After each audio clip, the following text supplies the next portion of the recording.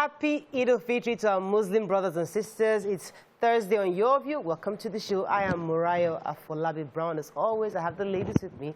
YK in the building. Yo. How you doing? I'm fine. Good morning. Good morning. Good to see you. I'm going to the dentist today. I'm very excited. Excited for you To the end of my pain. I've suffered for the last 1 week. Oh my God. You kept putting the powder thingy to soothe the pain, right? I've been putting it, but after some time, it doesn't work again. So my stomach is hurting because I had to take painkillers yesterday. And I don't do drugs like that. I hate to take tablets unless they've been prescribed by a doctor. So I'm just... Can imagine. Anyway, I'm hopeful. Anything interesting happening? Nothing. Nothing at all. Except for our birthday plans. That's just it. Still working on it? Well, we are trying. It's low-key, we have COVID, low-key. No shutting down Lagos, nothing like that. No way. We have retraced our steps. We've been warned to retrace our steps. To take it, to do it gently. Look at this silly girl. Heidi, Mariam. I'm fine, thank you. You're making some people jealous. Yes. So this is what an Ivy looks like. To a 60th birthday party. I mean, you need to look at all the pictures of YK or this thing. There's one of you in the Fulani attire. I'm like, who is this? It looks so pretty. And yet you are not shutting it down. Yeah. No. So just a few people, but that's the invitation card, right? Yes. Oh, Yes. lovely.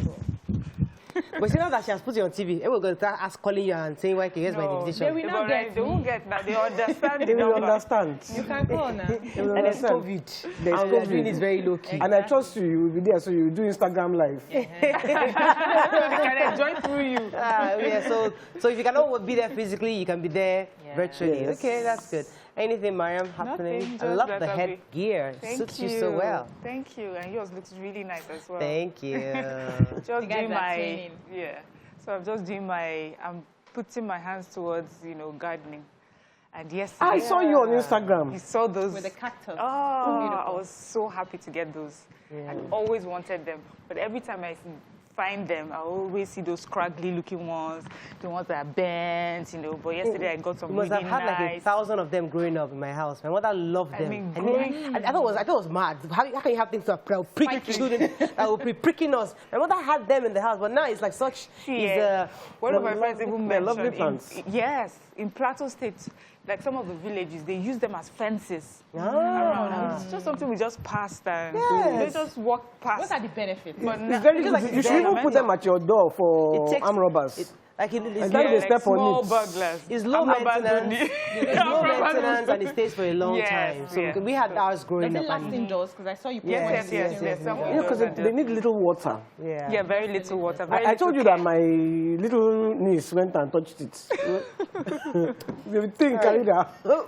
Let me watch BC. How are you doing, I'm BC? doing awesome. I'm going to be on set this weekend on TV series sets, Picture Perfect. I'm playing Sissy Nurse. I would love to watch that. So that's a totally different version of me because I have to be quiet, understanding, always smiling, which I'm naturally a happy person. But you people see more of the vibrant. So this I'm going to, keep it on the low. Oh, And all nice. of that. I've been enjoying the script. I've done one set. I've been on sets once, and I was able to run about 11 scenes. It was quite intense, but I was happy. Like, I'm in my element. Yeah.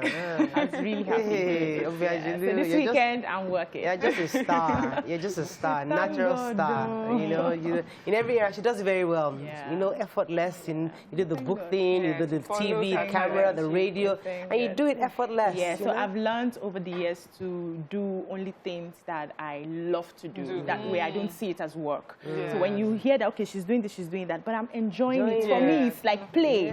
I do your view and I'm enjoying it. I do this and I'm enjoying it. So anything that it's not natural to me, I don't get involved anymore because that becomes stressful. Fantastic. How are you doing? I'm doing well.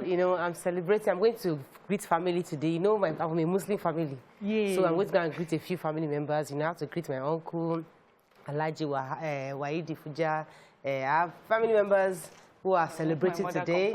Uncle Kolapo Fuja, his wife, Biola Fuja. Why? Because you did not mention your Is your mommy? That's your business. I mean, I'm mentioning. She will come for me. Is your mom a Muslim? My husband, I come from half my family. Please, can I finish greeting my people? Okay, yes, please. Thank you. Mr. and Mrs. Erogbobo, you know, I'm greeting them today and all my loved ones. Happy Eid al-Fitr to all of you. Many, many, many more celebrations, and I'll try to visit a few today. While you are greeting them, please let's not forget to greet Nima. Oh, Nima! She will just be watching us like, don't worry, I'm coming back. Happy Eid al-Fitr. We're waiting for our Ramo. Let's go on a break. When we come back, we go through the front pages of the papers. Stay with us. We'll be right back.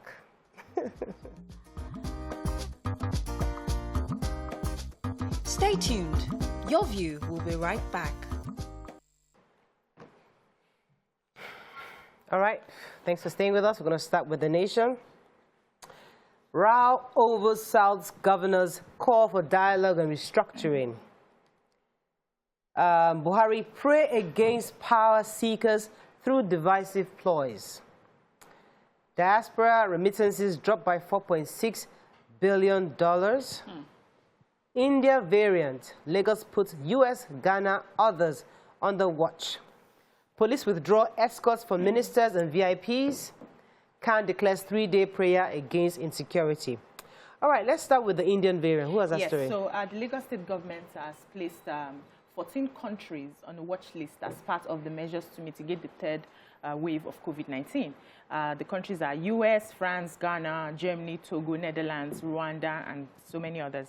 Now, they have said that Nigerian passengers coming from Hajj must undergo 7-day isolation. The Lagos inbound international travelers have already been classified into 3. So they have the red countries, they have the amber countries, they have the green countries.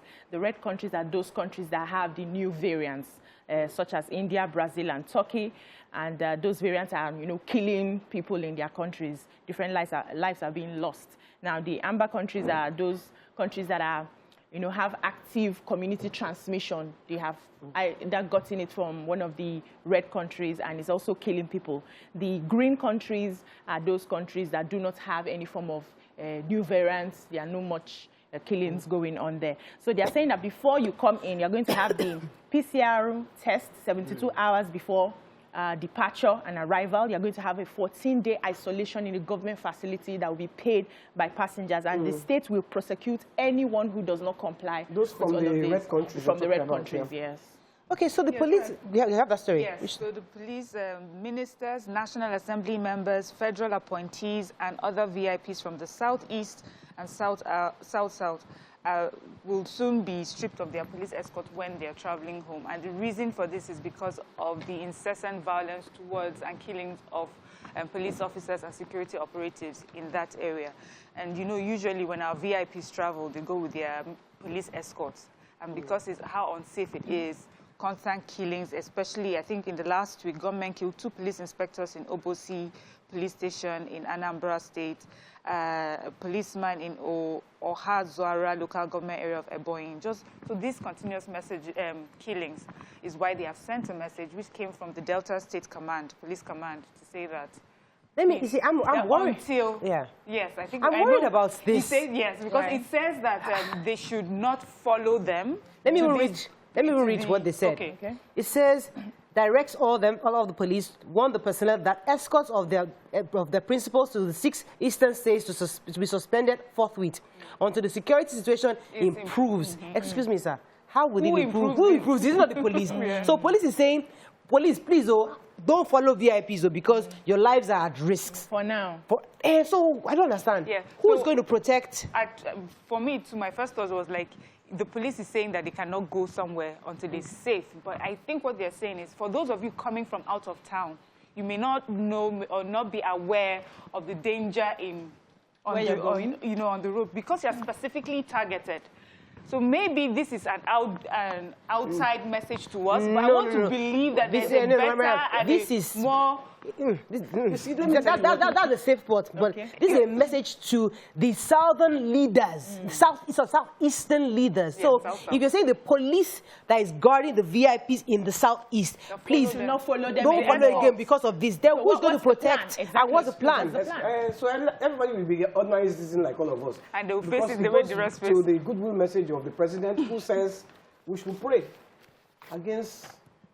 So they should fortify themselves with prayer. So everybody, don't fight insecurity. Don't just be praying. Okay, but does this cut across all the it will solve itself or by prayer. just the southern, southeast, or southwest? No, it's not about the leaders. It's about the fact that they are targeted in the southeast, the south. So this is not just that they are targeted everywhere now. No, but we have been following the story of the specific target. Yes, attacking police in that area. But you see, plus the guy that is saying it, is it the IGP? The Delta State chapter. Yeah, Delta State Police Command. Take away his own escorts. Prayer is the key. The president has said it's prayer. Let's move on to the punch. We have very little time today. ACF backs open grazing ban, says restructuring to divide Nigeria. Lagos threatens to prosecute Hajj returnees over 7-day compulsory isolation. Ex-Lagos local government boss arrested with cocaine at the MMA with 145 million naira seized. 3 burned to death as refrigerator gas explodes in Ogun. We'll keep Baba Ijesha until Houston resumes, police tells protesters. Okay. Tourists in Southwest planning attacks on redemption camp. Winners and Moses Akintoye. I didn't read that story. Total system collapse under probe repairs progressing, says TCN. And Buhari, Lawan, governors, others preach unity, love at Eid al-Fitr. Let's start with the human interest story. The Lagos State ex-boss. Look at you have that story. Why can't go ahead? His name, Asheku, was caught. He was about to board the Virgin Atlantic flight to England, and they stopped him. They had got information about him before through Aziz that was caught with 6.4. That one, they caught him in December. So they have been waiting for him. And then, he now entered their trap. They stopped him. He had it in 5 pairs of sandals, 1 kilogram of cocaine. They've arrested him. They checked his account, and he had 131 million in one account, and then another 14 million in another person's account. 131 million. Yes. Naira. So I don't think you started with this person is a former vice chairman of Lagos Island East local government area. So this is also a working politician. He served, I think, from 2004 to 2014. He's run for House of Reps before, and he's been on the NDLEA watch list for a while. Many of their operations have, sort of found themselves to him. They've caught a lot of his accomplices. Accomplices. The people that he sends, So it's probably because they have been catching them. He now got confidence to go by himself. I hope you will be prosecuted. Okay, who has a refrigerator story? It's actually interesting. The explosion. Did you have that? Yeah, I took the story. 3 burned to death as a refrigerator. Yeah, so this incident happened in Abeokuta in Ogun State. According to the story, said around 3:15 p.m. They were trying to fix the refrigerator by changing the gas, and somebody was cooking very close by, and that attracted the fire, and it exploded. An infant and 2 adults died on the spot. But, they have, according to the story, they still said that their corpses lying there because it's more like an uncompleted building. So, I don't know. But I watched the news. They said they had buried them according to Muslim rites. Okay. And also, we had a safety personnel come on the show the other day. And sometimes, because some of us are careful, we don't realize how people are not careful or aware of the consequences of some of the things that they do. To think that gas and fire, nobody would have thought, that this would happen. You see, they are not even thinking, they're thinking gas, cooking gas. This is refrigerator gas. How many of us would really think refrigerator? Gas from the refrigerator would cause that. How many of us would think that? Should we do the major story? The major headline, we'll take it in a quick, let's go on a quick break. When we come back, we'll continue with the review. Stay with us, we'll be right back.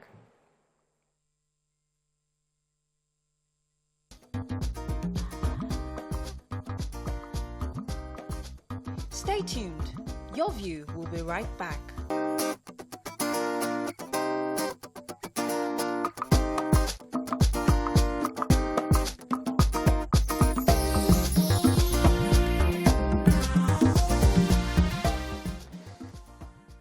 staying with us. So we're going to move on to the nation. Actually, we're still on the Punch, and we're going to take the major headline. The ACF backs open grazing ban and restructuring to divide Nigeria. Yes, you had that story. So Southern governors, the meeting they had on Tuesday generated quite a number of reactions from stakeholders.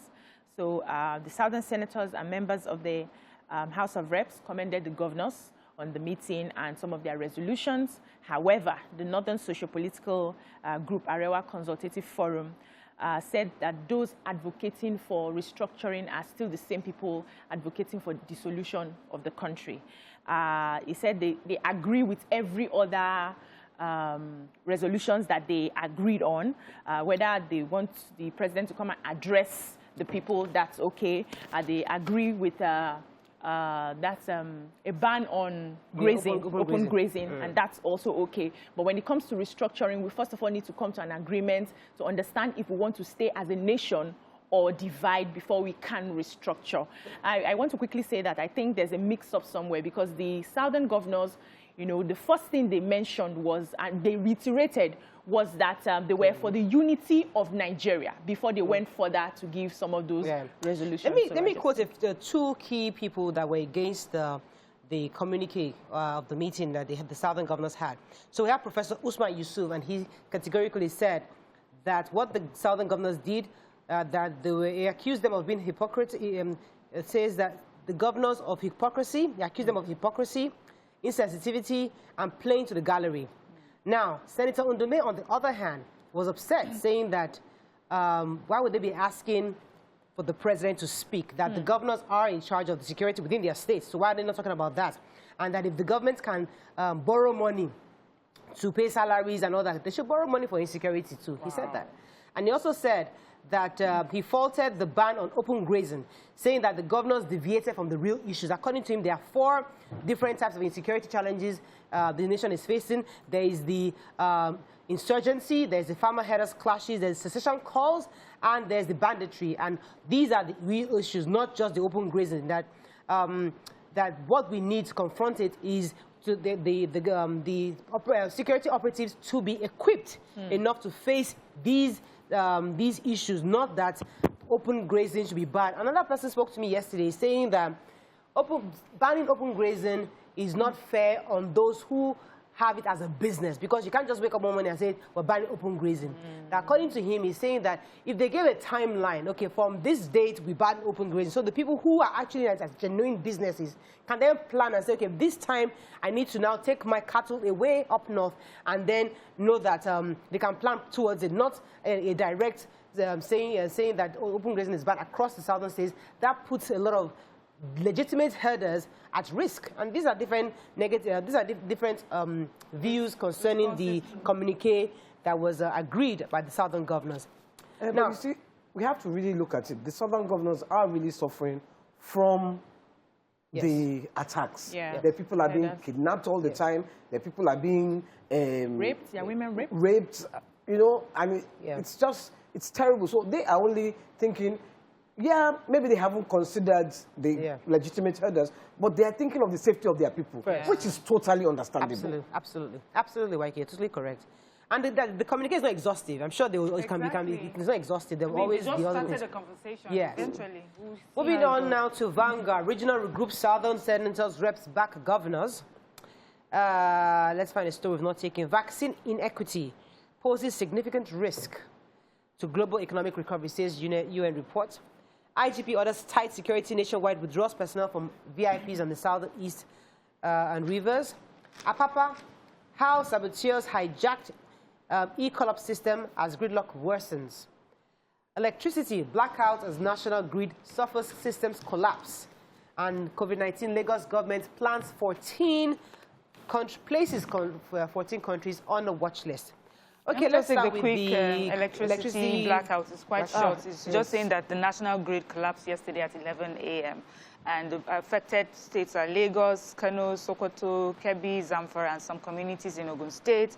I think Kaduna Electric had tweeted that that had happened, and they were doing all their best to work to restore power supply. Eco Electricity also said the same thing in messages that they sent to their customers. So for Nigerians who may be experiencing this blackout, this is what has happened, and work is being done to restore electricity. And they said that they are investigating the cause of the blackout. The breakdown. It was something that broke down in the... Okay, there was another story you wanted to take. Apapa, yes. So the President Association of Maritime Truck Owners, AMATO, Mr. Remi Ogungbemi, said that saboteurs have hijacked the call-up system, the e-call-up system. He said there's still uncoordinated entry and exit of vehicles in and out of the ports, and there's a need to return to the drawing board so that they can re-strategize. They've also accused some stakeholders and officials of the MPA of altering the call-up system and trying to beat the system so that they can make money. But one of the suggestions they gave is that they need to create an electric gate, at the port so that only trucks that are authentic and have the e-call-up can have access to that gate. The traffic has been terrible. Even yesterday, there was a public holiday. Eyewitnesses were complaining that everywhere was blocked. They were not able to go in or go out. So we've had enough of the issues. I'm glad that they have identified the issues. Can we start having the solutions so that we can, decongest that area? Let me talk about the vaccine. There was a UN report that was saying, reminding us the fact that many world economies are interdependent, and the fact that key countries who are already vaccinating their citizens is not enough, because when other countries are not able to do that, it poses a problem for the world economy. So they say while the world's two largest economies, China and the US, are on the road to recovery, growth remains fragile and uncertain in several countries in South Asia, Sub-Saharan Africa, that includes us, Latin America, and the Caribbean. So it's great to know that the US and China are vaccinating their citizens, but they're saying with this UN report, the world global economy will be affected. It poses a great risk for all of us. Don't vaccinate everybody. The entire world. So those of us that can't afford it, they should just send it here. Thank you. Free. Free of charge. It's true. Because, or join money together and send it over, because the world is a global village. Everybody travels everywhere. Right. So, okay, moving on to Daily you Sun. will receive it back. Somehow. If you don't do it, You collect the money back. Again, Catholic bishops warn of looming danger. Reps back southern governors on open grazing ban and others. Gunmen kill policeman in Akwa Ibom and Burn Station. Security forces arrest IPOB commander. And terrorists have circled Southwest Yoruba group alleges. Okay, who has the major headline in turn? Yes, Catholic bishops, the Catholic bishops had an emergency meeting yesterday on the state of the nation, and they have said that the nation is in great danger if the president does not do something about it. The president should have a new spirit and approach to governance and security issues. That one of the reasons the issues have degenerated this far is because the president hasn't shown fairness in treating certain groups of people. Say there are people who have been known as criminal headers who are still going around, and then there are other people who are just agitating not to be marginalized, and you are proscribing them. So there's no fairness, there's no justice, there's no equity, that the government needs a new spirit so that people can, calm down. Unfortunately, we have to wrap up on the show. There was a story that I wanted... In Tribune. In Tribune, that the famine... Yes. Oh, please, quota famine may threaten 12.8 million Nigerians between June and August. So United Nations Food and Agricultural Organization is warning that unless resilience-focused humanitarian action is taken, millions of Nigerians are going to suffer famine between June and August 2020, this year. It says right now already, people who fall within the food insecurity brackets are about 9.2 million. So if nothing is done, that number is going to increase to 12.8 Nigerians who will go hungry. And many of the reasons that we have that large number, first of all, is because of COVID, the climate change, armed conflict. But now we're going to have even an increased number. So we need to sit down and take deliberate action toward working this out. It just reminds me of the Joseph and Egypt story, how he went ahead and got barns and stored food for 7 years. So that's what we need to do. We need to... Unfortunately, that's all we can take on Front Page Review. Let's go on a break. When we come back, to continue with other stories. Stay with us. We'll be right back.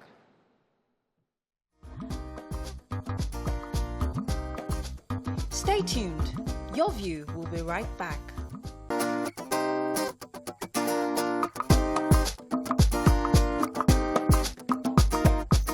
Thanks for staying with us. So Muslim faithfuls all over the world are presently celebrating Eid al-Fitr, which is the festival of breaking the fast. Join us on the show to enlighten us on the significance of this season is the National Chief Missioner, NASFAT, Imam Abdulaziz Onike. Welcome to the show, sir. Hello, Eid Mubarak. Eid Mubarak to you, sir. I wish I could see your face. Thank you so much. Yes, sir. Yeah. All right, so very, very well, sir. Thank you for joining us this morning. So I would like you to share with us the significance of this, this year's celebration, considering the current insecurity that we are facing as a nation. Generally speaking, every act, every activity, every deed done by Muslims as instructed in the scripture has reasons for it. The reason for Ramadan is for us to have the piety of Allah, to be conscious of Allah, to fear Allah, to be mindful of our activities. And Allah has said that in Quran chapter 2 verse 1-3, that we have prescribed fasting for you, as you have prescribed for those who are before you, in order for you to be pious. Anything that we do, Allah will give us reason for some.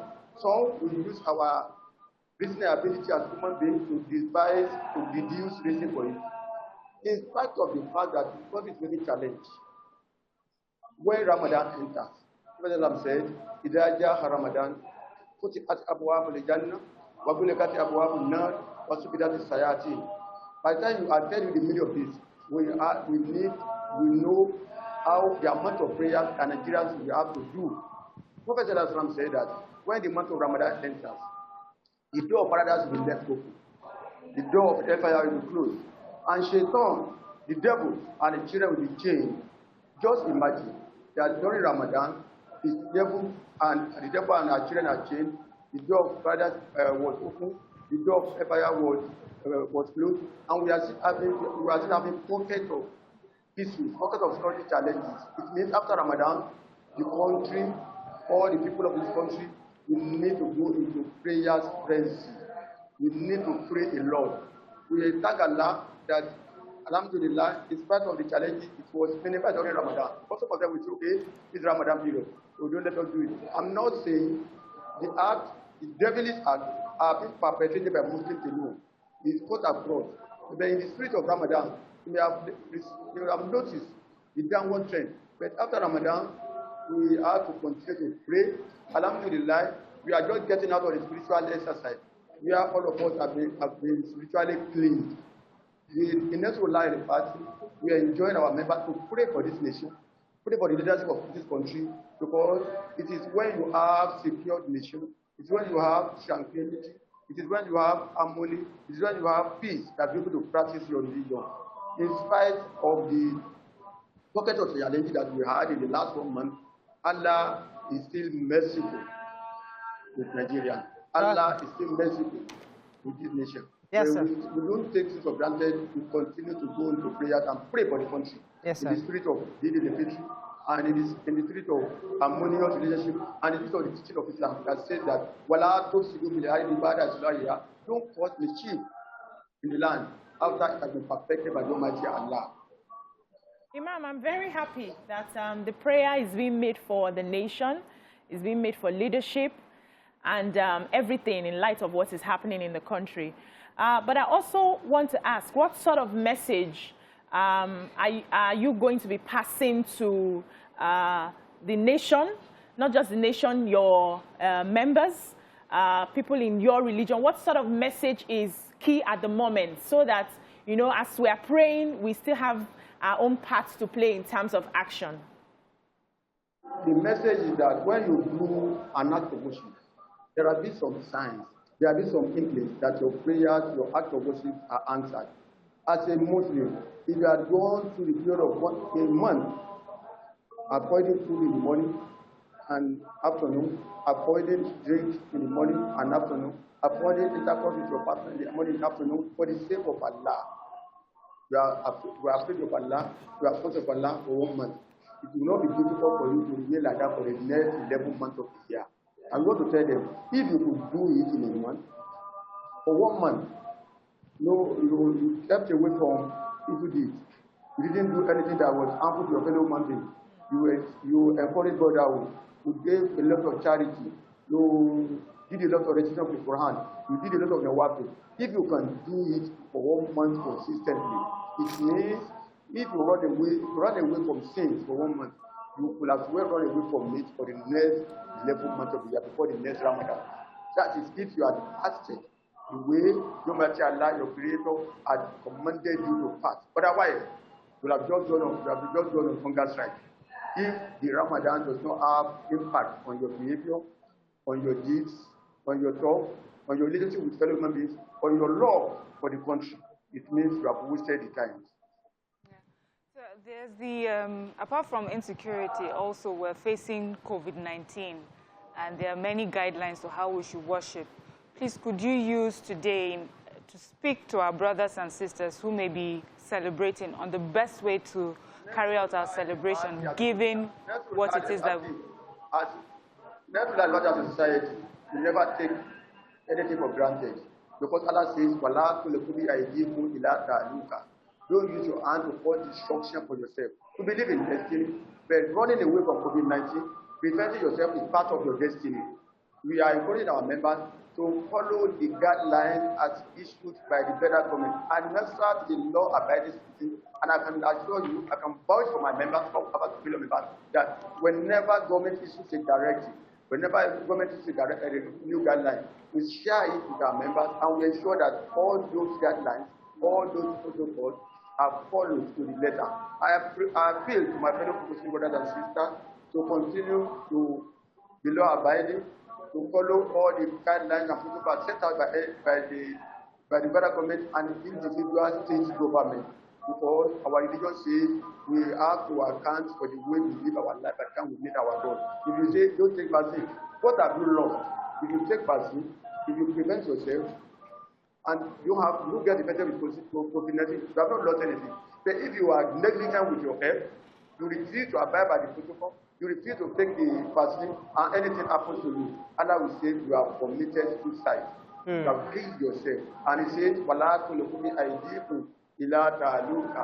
use your hand to cause destruction for yourself. Those who have expertise, those who have medical knowledge, they have told us what to do. And in Islam, we believe with what we honor and we respect individual expertise.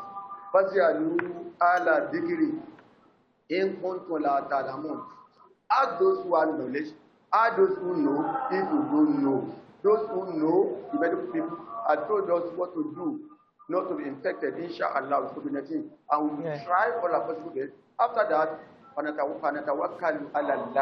after we have done our best, we now rely on Allah. We will tie our own camel as the Prophet advised. When he went to the Prophet, he said, I have my camel here. Should I tie it or leave it to roam about and leave it in the hand of Allah? The Prophet said, tie your camel and rely on Allah. After you have done your best, then tawakkul can now come in. In Nasfat, we will never encourage indulgence. We will never encourage acts of indiscipline. We will never encourage acts of banditry. We will never encourage anything that is tantamount to destroying the fabrics of the unity of the fabrics of the unity of this country. That is not to rely on the party. Thank you very much, sir. Thank you. Thank you very much. And welfare of mankind. Underline. Thank you very much, sir. Thank you very, very much. We appreciate the message this morning. We wish you happy Eid Mubarak to all our Muslim brothers and sisters out there. And I would like you to do a quick prayer, sir, just in 30 seconds for the nation as we wrap up with you, sir. I pray that Almighty Allah will guide the leader of this country into taking a decision that will improve and that will can improve the security situation in the country. You are the one who, Allah is the one who guides. May you direct them to the decision that will make us to live peacefully again. May you give them the ideas that will make tranquility, peace, harmony to return to this country. Because if they don't get it right, we will not be able to achieve all our individual goals and objectives. May Allah continue to guide our leader. May Allah continue to be with them. May Allah continue to prosper the nation, because we don't have any other place to go to. Allahumma amina fi awtanina. Allahumma amina fi awtanina. Allahumma amina fi awtanina. Oh Allah, give us peace give us tranquility, give us rest of mind in this our nation. But we have to allow our water. There's no power, there's no might, except the mighty Allah. Yes, sir. All right, amen, sir. Thank you very, very much, sir. We're going to go on a quick break. When we come back, we'll continue with other topics. Stay with us, we'll be right back.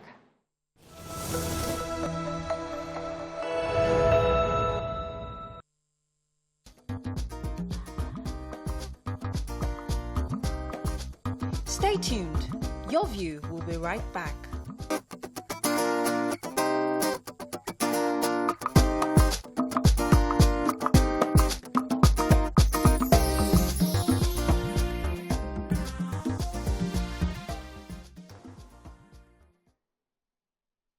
Thanks for staying with us. So, the family of the Lagos-based chef, late Adekweju Ugoma, recently accused a particular hospital of unprofessional conduct, resulting in her untimely demise.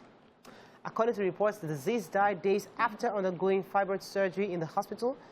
We're going to be having with us on the show the Chief Executive Officer of the Federal Competition and Consumer Protection Commission, FCCPC, Mr. Babatunde Irukera, in the studio with us. He's running a bit late, but we should be having him in a few moments. But it was important to bring him on because many of these kinds of issues have been swept under the carpet. You know, people happy, things happen, and family just resolve to accept it as fate and move on.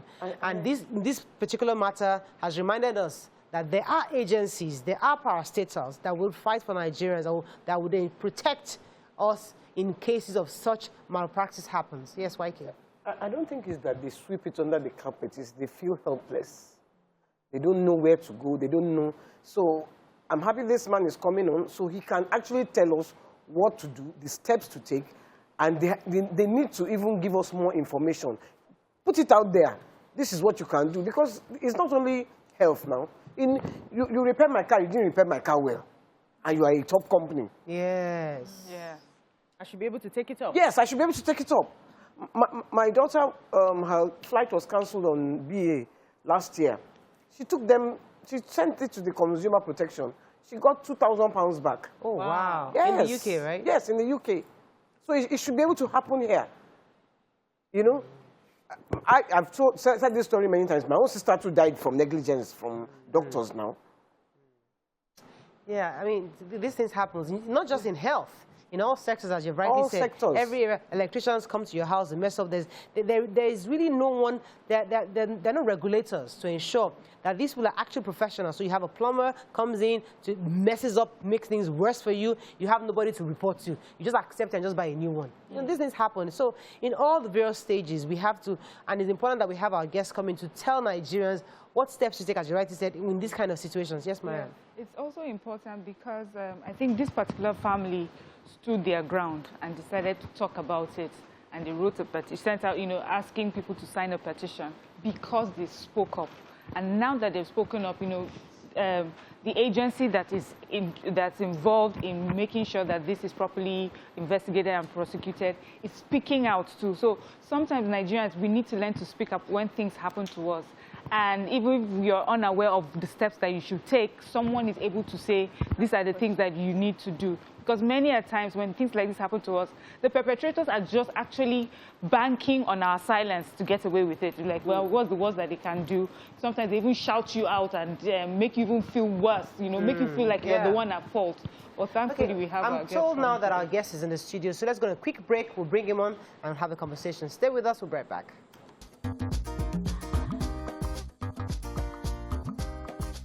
Stay tuned. Your View will be right back.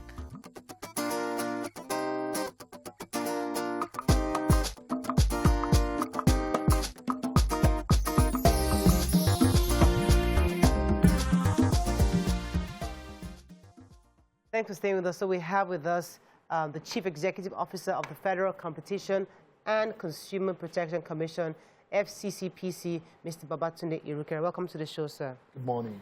So before you came on the show, we had discussed the issue that happened with the late Peju Ugoma, who passed away as a result of an alleged medical malpractice. And we just thought it was important to bring you on, just to hear what your agency does, what your commission does to protect Nigerians in these kind of situations. When things happen, what can you do to help us? Thank you, and that's a very important question, very topical too. The FCCPC just opened 2 investigations. One is with respect to late Mrs. Peju Boma. Another one is Miss Omolara Omoya Jowo, and which appears to have been somewhat contemporaneous. And what it is that at this point, the early stages of the investigation, we don't have that much information yet, but we have enough to at least open an investigation.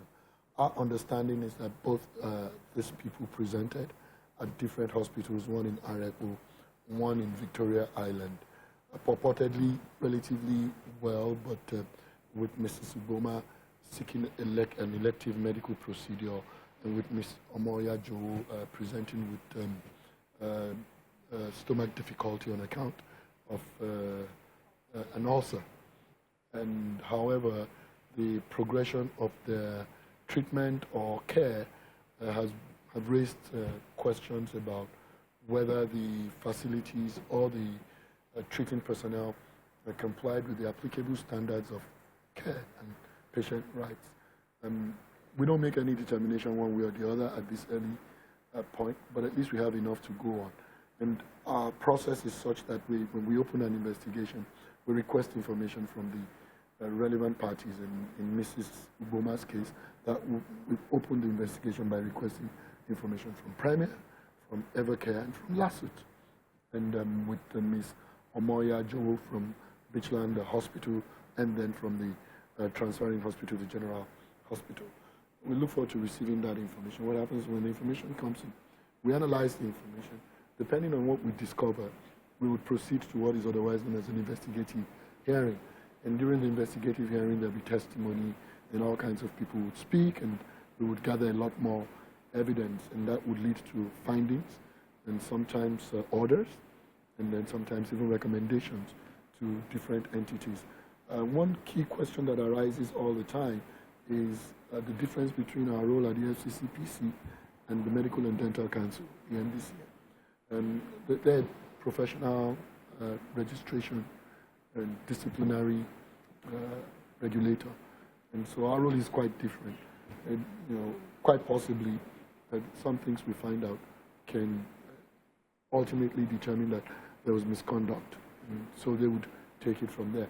Sometimes they would conduct an investigation, and some things they find out would determine that there were a violation of patient or consumer rights, and we would take it from there. So there is some congruence and collaboration, but the roles are still completely different. Right. Okay. So I would like to know, sir, how you get to take up a case. Is it that the individuals involved report to the commission, or you pick it up from social media for those who are able to speak up? How does the process work? So there are 2 ways. The way things work is that the institution can open an investigation by itself, or it can also be based on complaints. In this case, they're both.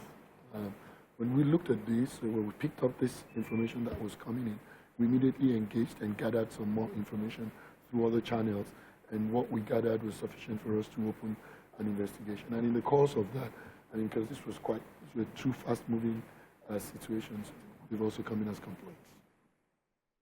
So, if the person is found guilty or found wanting, what do you find them? Do they have to pay a fee? Do you close them down? I need to know. And then, how can people know about you? Because there are many people I want to report. Many people. I have petition, but I don't know where to go, who to go to, how.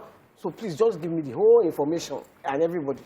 The whole information. And so your phone number, everything. We post those ones. Yeah. We get the information. The FCCPC has a complaint portal on our website, which is at www.fccpc.gov.ng. That's the most institutionalized way to file a complaint or complain about or provide feedback about something you're dissatisfied with. But we also harvest complaints from other sources, from Twitter, from Facebook, and we've got telephone lines, Instagram. At work? Yes, they do work. And people walking sometimes. And then we have emails. People can send an email to contact@fccpc.gov.ng.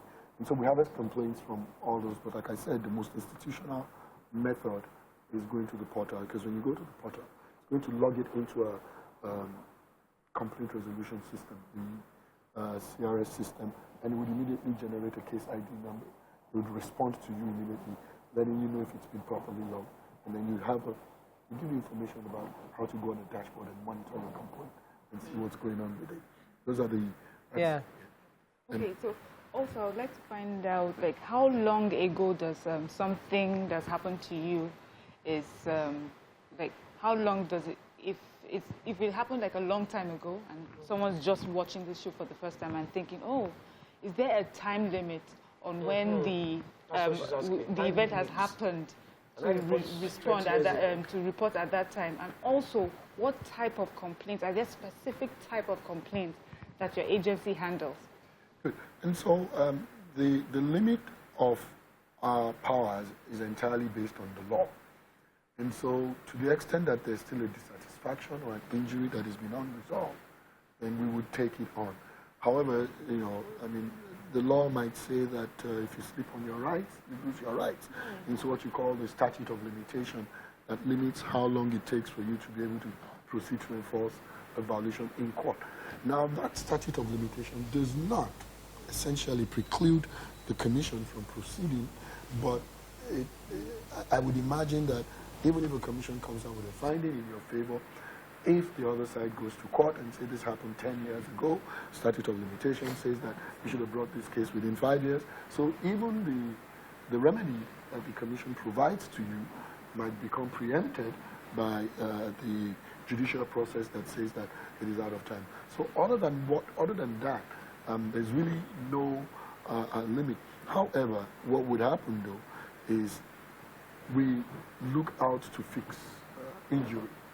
So if something happened 10 years ago and in reality there's really no evidence of any injury, and all of a sudden you just heard about the FCCPC and you say, by the way, I remember this guy and I held him in my mind for all this period, and you complain now. And so there might be no remedy. So I suppose the point is we would act as quickly as we can. Right. It's within reasonable time. Okay, please, are there any hidden charges when it comes to make a complaint? No. It's free. The cost of our services is, there's no cost to it on the side of the complainant. So you are paid by the government? Yeah, we're the government employees. But what it is that certain investigations will be reimbursed by the target of the investigation. Right. But certainly not the We have to wrap up, unfortunately, but I do remember the case you took up concerning the sanitizer that was taken of. I mean, so we saw you at work, where somebody charged 4,500 or something like that. I can't remember for sanitizer. And your agency came in to this pharmacy, I think, and got them to retract that. So we're currently prosecuting some businesses that gouged the prices at that time. Yes. Fantastic. All right. So can we be just reporting? Because there are plenty of people to report. Don't worry, we have to roll. But because we're running late, we have to just bring you back another time. But definitely, thank you very much for shedding light on this, because Nigerians need to know that there is help in these kind of situations. Fantastic. Thank you. All right, let's go on a break. When we come back, we'll move on to other topics. Stay with us. We'll be right back.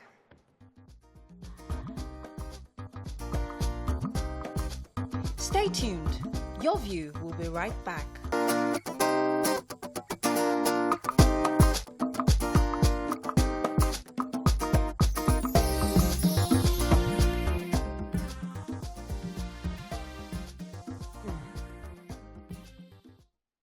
Thanks for staying with us. So we still have the Deputy Minority Leader, Honorable Toby Okechukwu. Sir, are you still there? I'm hearing you. Oh, I couldn't hear anything. Okay.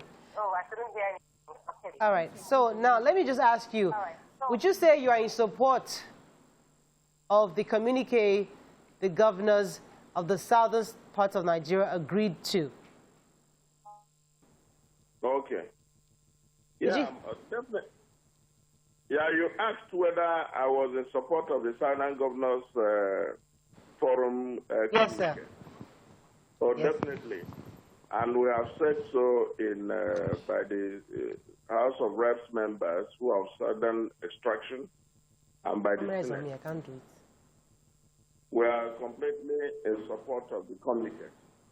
I think that support has been sufficiently expressed in the press statement that was issued by members of the House of Representatives from the South and the members of the Senate from the South. So we are completely whole and entire in support of such a communique by the governor. Okay. I think it's done with the question. That's fine, sir.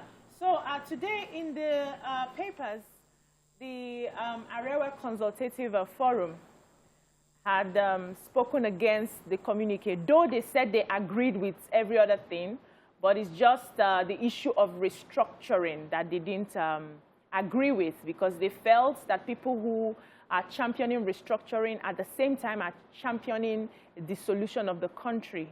What's your take on this, sir? And how can it be better explained to them? Well, essentially, if you read the communique very well, you will understand that the Governors Forum communique was very clear. It was also very qualifying.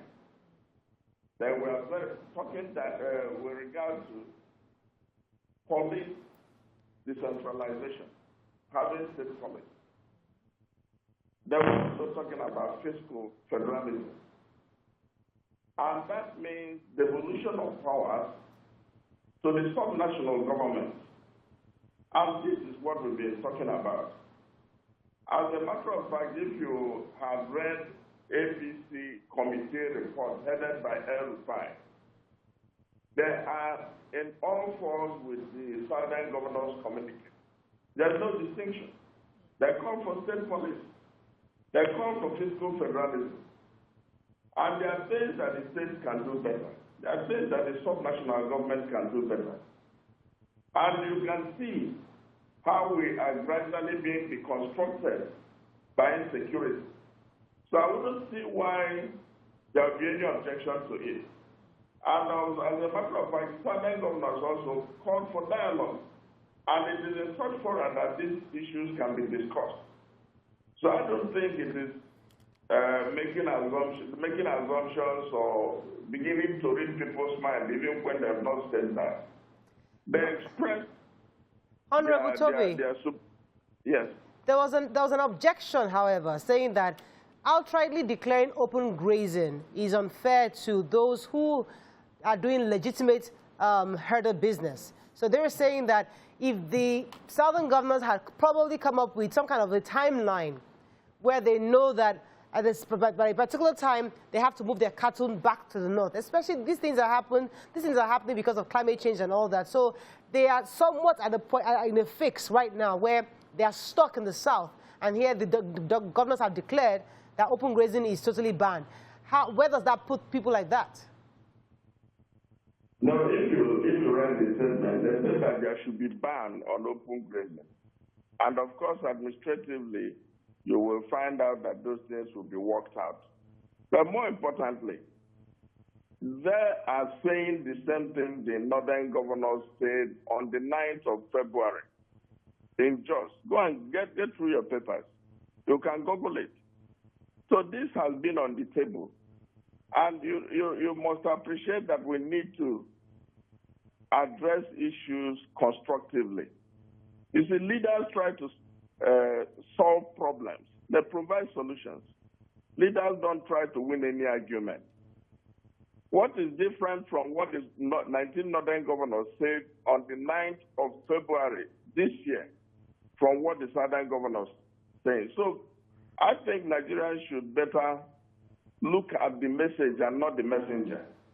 Because in this instance, it's a matter of who is saying it, and not essentially the message they are trying to say, because they're saying the same thing that was said in February by northern governors. It is no longer fashionable for us to be, putting children, subjecting them to labor, 10-year-old children and 14-year-old children to be herding cattle. It's improper. It's child labor. And you can look at the opportunity cost of doing so to the Federation. It's supposed to be in school. So what we need to do is work out a modality for it. And in all the points that were raised by the governors, they were geared towards solving a problem. Mention any of them, I'll tell you the problem is supposed to solve.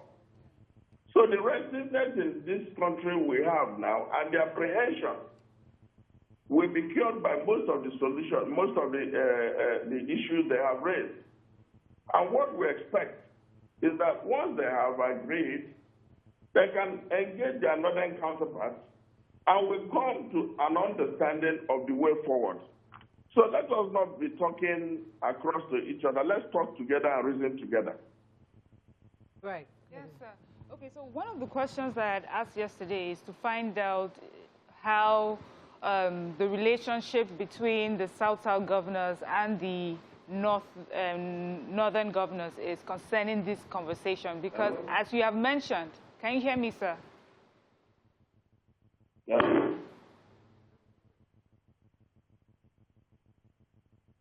Okay, sir. Can you hear me now? Yes, I can hear you. Okay. So I just want to know if we have the first step, which is this communique, and then now we're having responses to the communique by different people, especially also from the North. I didn't get that right.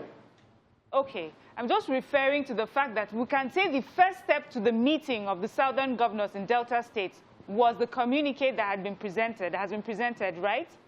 Then secondly, we have people responding to it.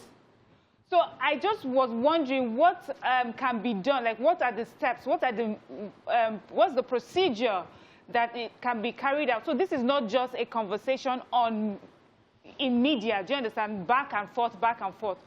Where do these governors sit down? I know that they have the answer, but how do we carry this conversation to the next level? Because we don't want it to just end up as a piece of paper. We don't want it to end up as arguments and counter-arguments. We want it to mean something for Nigerians. You're very right, my dear. The point to make is that the Southern governors have had an occasion to meet. They have risen together. The Northern governors have met earlier.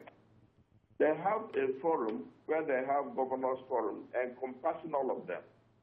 Our expectation is for them to gainfully engage themselves.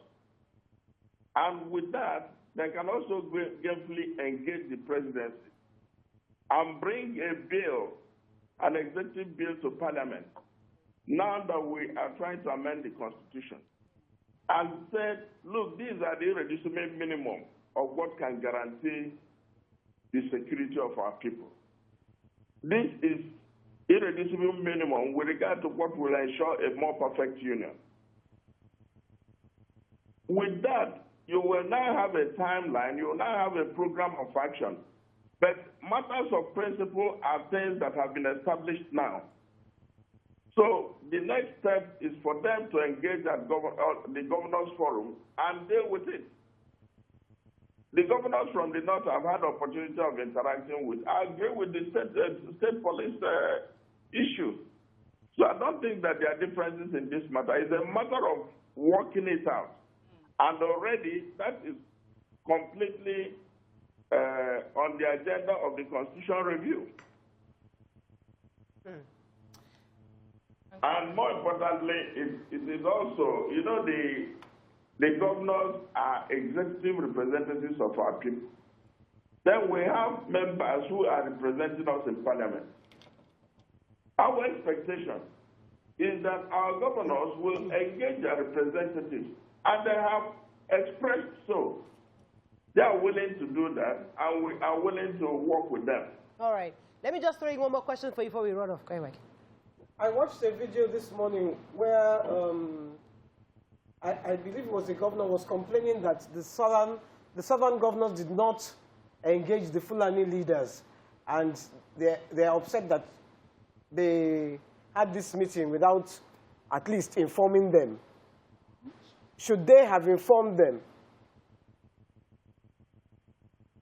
Well, of course, it will be good to engage, but you will understand that they are expressing issues regarding their environment.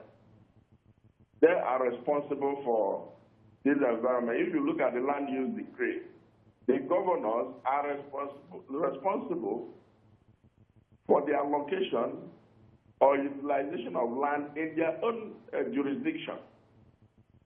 When the northern governors met and said that grazing was no longer fashionable, they didn't consult the South because they were discussing issues regarding their environment, regarding their geographical area. So you do not need, for purposes of expressing where you stand on an issue, to have consultations.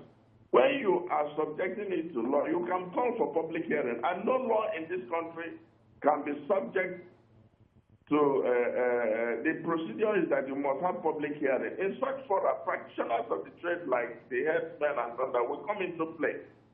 But when people are meeting on to state principles, I don't think it's necessary. There wouldn't be any need for that. All right, I have to run, unfortunately, but I was going to mention the issue of constitutional review. There was a public hearing that we saw the communique. But we'll discuss it with the senator because our next guest is the senator. But thank you very much, sir, for joining us. We appreciate your contributions for this. I'm going to break. We'll be right back. Thank you, and I wish happy Barakah to all our Muslim faithful. Thank you, sir. Same to you. Thank you, dear.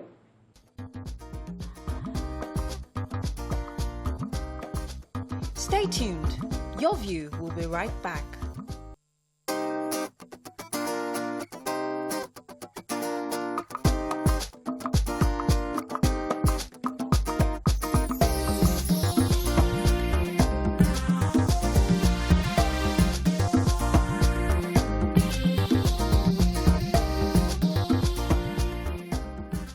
Thanks for staying with us. So we have a lawmaker from the northern part of the country, Senator Ali Ndume, representing Borno State, Borno South, actually. Good morning, Senator. Are you there? Yeah, I'm here. Yes, we heard you loud and clear from the papers this morning, where you stated clearly that there are 4 different issues of insecurity that we're facing, and it's beyond open grazing, and that was wrong for the governors to focus on open grazing. Could you elaborate on that for us this morning, please? Well, I was just reacting to the question by the media to state my opinion on the recent meeting by the southern governors, where they issued out a statement that they are banning open grazing because of the security challenges. And I was of the view, or I'm still of the view, that the issue of insecurity in this country is unique to various regions, and the solution is not, it cannot be gotten through blame game or pointing accusing fingers or, more or less grandstanding. Those are not the way to go. The best way to go as the governors of the southern states with their peculiar security challenge as it is in every region is to sit down like they did, but to take a decision that is secured, because you just don't go to the media and start talking about security issues. They are various, they are the chief security officer in each of their states, and the president is the commander-in-chief of the armed forces of Nigeria. That means all the security apparatus are under him. I was expecting that they will now go to the president, sit with the president, and discuss, especially now that the president has taken charge of trying to address the security challenges himself. That is a better way to go. Instead of politicizing the issue, I think it should go beyond that, because security is everybody's business. Insecurity has no party, it has no religion, it has no color. Right. Insecurity or criminality is criminality by its definition. All right. Senator, you mentioned that every region, especially this particular south region that we're talking about, should understand the peculiarities of their security challenges. So why don't you see this as them doing that? They have come together, they have an issue that concerns headers coming into their areas. There are many stories on in the papers, in the news, concerning how they have identified herders coming into their communities and causing havoc. And they've come together to find a way forward. Why do you see it as grandstanding instead of seeing it as a way forward to deal with the situation they have on hand? Besides, what they have done also has allowed people, who were not there in the meeting to understand what they have sat down to discuss, and they have also mentioned that they will go ahead and hoping to hear from the president. Why is it seen as grandstanding? Well, what I see is that first of all, they know that there is going to be serious constitutional issues that will come out of that kind of decision. For one, the Nigerian Constitution guarantees freedom of movement to every Nigerian, and that does not exclude the herdsman, so to say. But let me state clearly here, so that I will not be misunderstood, that I have said it on the floor of the chambers, that I'm not a Fulani man. Neither am I a Hausa man, or Yoruba, of course, or Igbo, or Hausa.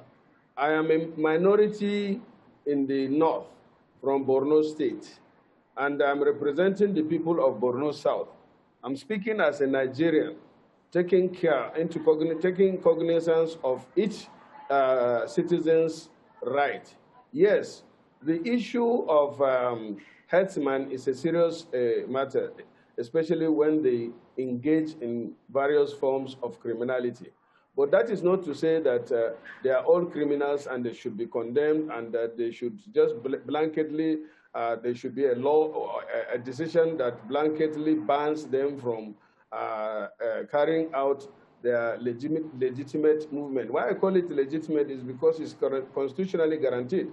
At the same time, anything that will perpetuate criminality should be addressed. What I'm saying is that they should live up to their responsibility and contribute and take a decision firmly that will eliminate the various forms of criminalities that threaten the security and unity of this country. Not all the herdsmen are criminal. Some of them are even victims of the challenges they have, just as we are in the cities.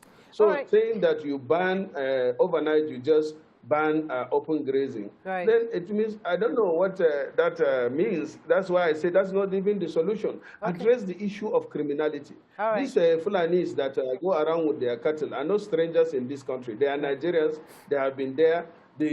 Before, in those days, before now, you hardly hear of a Fulani man engaging in form of criminality. All they do is to roam around with their cattle. And then, of course, if their cattle buy into people's farm, they have a way of settling the dispute. Like most of them sit down with the farmers affected and settle themselves. All right, we have very little time, Senator. So let me just throw a few more questions in for you. Yes. All right, Senator. So I know that some Southwest governors had, found a way to ensure that they had or collated data of the herders in their states. They are properly registered, they have their ID cards, so that when there's an influx of the armed herders, they'll be able to differentiate it. And I think those are some of the steps that some of them have taken to curb the insecurity in their states. But there's something that worries me, which is the fact that this herding business is a private business. And, the world is evolving and people are finding better ways to do this business. Now it has come to the fore that some criminal elements have infiltrated this business to cause harm across the country. Shouldn't we be thinking of how we can upgrade this business in such a way that we would avoid encroaching and causing havoc in different states? Because by the time we fix... That is rightly what the governors are supposed to initiate now. When you see the society is evolving, if the society is evolving, they should be evolved positively. What is happening is that even the Fulanis, I will agree that even when you see the cases of armed robbery, banditry, and so, you find a lot of Fulani people in it. But that is not to say you condemn the whole Fulani as if they are all criminals. What the society is supposed to do is to also evolve by making sure, as you said, that these people are identified. They must carry, some kind of identity. Their movement should be monitored. Their leadership should be held responsible. We have the Mieti Allah and all their association. But instead of protecting or making sure that they move with the government's policy of open grazing, at the long run, that is not the best way to go because the society has evolved, as you said. But what I'm against is just coming out from a meeting to say, oh, no more open grazing. No, you have to sit down with the governors, identify where are these people coming from and where do they head to? What is the safest way they will go? In fact, what is the better way they will be doing this thing? I'm very sure if the Fulanis are shown the better way of rearing their cattle that is going to be more modern and more profitable, they will not want to be moving around like the way they are doing now, exposing themselves to cattle rustlers and exposing themselves to other hazards of moving from one place to the other. But what I'm saying is, the Fulanis, as I know, they don't have a secured place of their own. As the rainy season moves now, they will be moving out from the south, going to the north as the rainy season sets in. Then when the rainy season finishes from the north, which happens earlier, they will start moving back to the east. And now they even have a bigger challenge because of the serious insecurity in the northwest and in the northeast by Boko Haram and the bandits that rustle their castles in the northwest. They think the safest place is for them to move towards especially the north central. And of course, if there is a lot of traffic going in, the farmlands will be threatened, and that's why you hear a lot of crashes. But if the government will sit down and monitor their movement, take their census, and in fact give them their guidelines and hold people that are responsible for their actions against the farmers, then there will be law and order, and that is all I'm saying. All right, let me think. But that's what the southern governors are saying. They are saying this open grazing, let's stop it. It's at this point that you, as a senator, the Senate, the governor, northern governors will come together and say, come, let's now find a solution because true, this open grazing is not paying anybody. Instead of just condemning... Wait now. I agree, but what I'm saying is you can't do that by just coming out to issue a statement that you have collectively agreed to stop open grazing. That is not the best way to go. First of all, we have to address the serious problem we are facing. That is the insecurity in the country everywhere. And each of these regions, as I stated, have its own peculiarity in terms of the security. We are facing insurgency that is resurging every time in the northeast and becoming more deadly. We have the issue of course, the herdsmen and farmers and even communal crisis in the north central that is so prevalent now. We have the issue of IPOP in the east and extending to south. And as I stated also, we have some issue of the militants, even though it has been stabilized recently. And then within the town, we have issues of armed robbery, kidnapping within the cities. These have become a serious national threat to the unity of this country. But for the governors to just... Yeah, unfortunately, we have to wrap up very soon. I wanted you to touch on the issue of restructuring because that was part of what was discussed before we run off. I know that the Senate had issued... Well, I don't have issue with the restructuring because actually, if we are operating one system and it doesn't seem to work, there is the need for us to sit down and critically examine the system, but not under threat or not under some conditions or not by some people that don't have the people's mandate. The problem is with the Constitution. Why don't you amend the Constitution? And that amendment should be done by the people that are constitutionally saddled with the responsibility of making laws. Some have criticized. Some have criticized the fact that the Senate is having various centers for public hearing. They are saying you have 774 local governments. Why don't you get these conversations, the public hearing at the local governments and not have these centers? Because some people might not be able to travel to these centers to be part of the public hearing. Well, In fact, that is one of the good suggestions. I'm not opposed to that. The only problem is, of course, I think why they did it that way zonally is because even in these restructuring issues, we are talking about zone. So if you want to restructure, why don't you go to the zones instead of the local government? But to me, that is my personal opinion.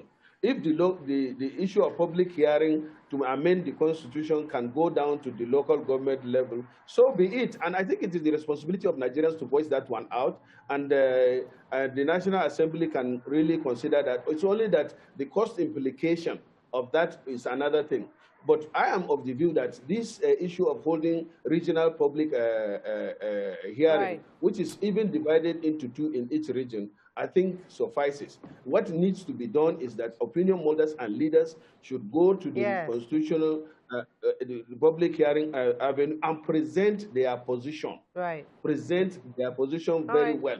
The only way we can go is through the amendment of the Constitution of the National Assembly, because we have wasted several huge resources on calling on national conference that, and then some governors now are saying national dialogue. Who is going to do the national dialogue? Who is going to participate? How are they going to be selected?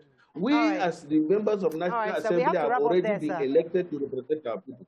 We have to wrap up. Thank you very much, Senator, for joining us this morning. I'm of the view that we should talk about restructuring, but through the appropriate and constitutional channels. Fantastic. All right, that's all we can take. All right, thank you very much, Senator Nduwe, for joining us now. You want to take a few tweets? Yeah, a couple of tweets. So, Oshun Olarewaji says, can we just stop the politics and face reality? The governors are right. What fundamental human rights are we talking about that endanger the lives of Nigerians? Yeah. Is this the best we can get in Nigeria? Which other country in the world still do open grazing?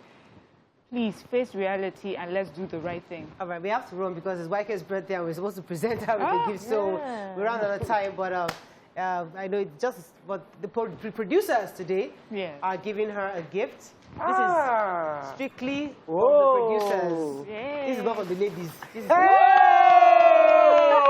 beautiful. This makes me look more beautiful than I am. No, you just as beautiful. Oh, this is so nice.